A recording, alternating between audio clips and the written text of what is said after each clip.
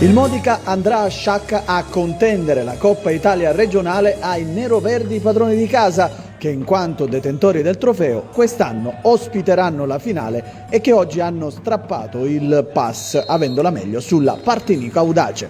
E questo il responso del match del Pietroscollo tra i rossoblù ed il Vittoria, che adesso si dovrà concentrare esclusivamente sul campionato e sulla rincorsa alle battistrada. Filippo Raciti dimostra ancora una volta di tenerci moltissimo alla Coppa e manda in campo l'11 che da 11 partite conosce solo il dolce gusto della vittoria. Figliomeni opta invece per un turnover ragionato e lascia in panchina big del calibro di Sferrazza, Lucarelli e Cocimano, assenti per squalifica Solomon e Russotto.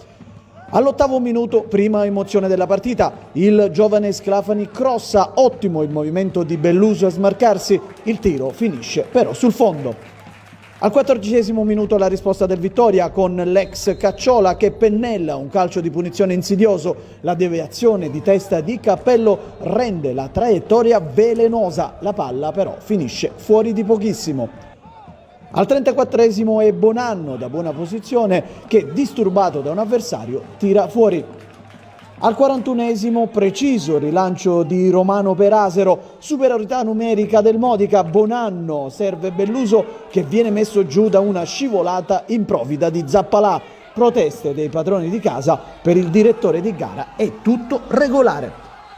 Minuto numero 47, tiro cross di Asero che si stampa sul palo, la riprende Bonanno che trova sulla sua strada un miracoloso Di Carlo. La sfera arriva a Cappello che viene atterrato platealmente. Questa volta non ci sono dubbi, è calcio di rigore per il Modica. Si accendono gli animi con Sangaré imbestialito contro il presidente del Vittoria Pinnolo che risponde per le rime.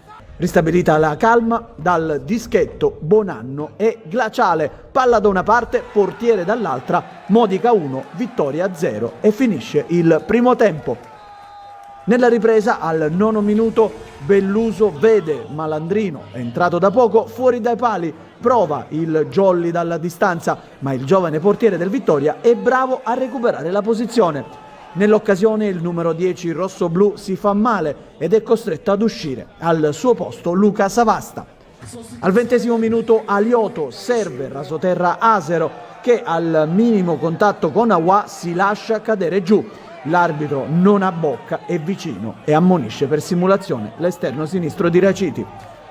In minuto numero 24 Savasta scatta sul filo del fuorigioco, salta Malandrino ma clamorosamente calcia sull'esterno della rete.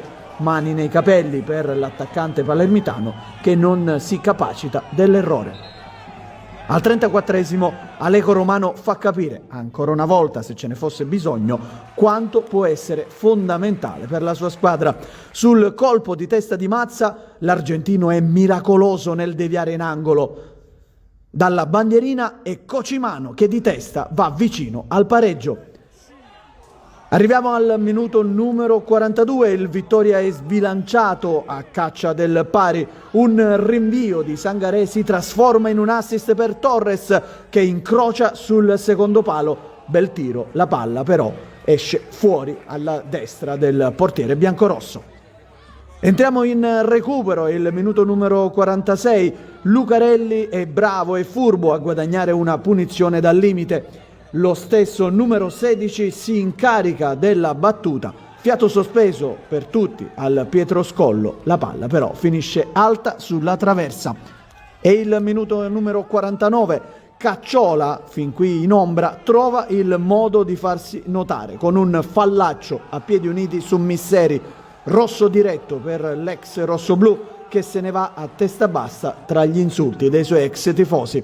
Per fortuna Misseri si rialza senza conseguenze fisiche. Si giocano ancora 3 minuti di extra time, ma non succede sostanzialmente nulla. Il Modica torna in una finale di Coppa Italia di eccellenza a 25 anni di distanza dall'unica sua esperienza con la sconfitta allora 2-1 contro il Villafranca. A gennaio sarà tutta un'altra storia, almeno si augurano i tifosi del Modica, che intanto si concentrano sul prossimo obiettivo, il titolo platonico ma importante di campione d'inverno domenica contro il Mazzarrone, con un occhio e un orecchio interessati al Comunale di Vittoria, dove i cugini rossoblù ospitano l'Avola per confermare il trend positivo in campionato e continuare a scalare posizioni in classifica.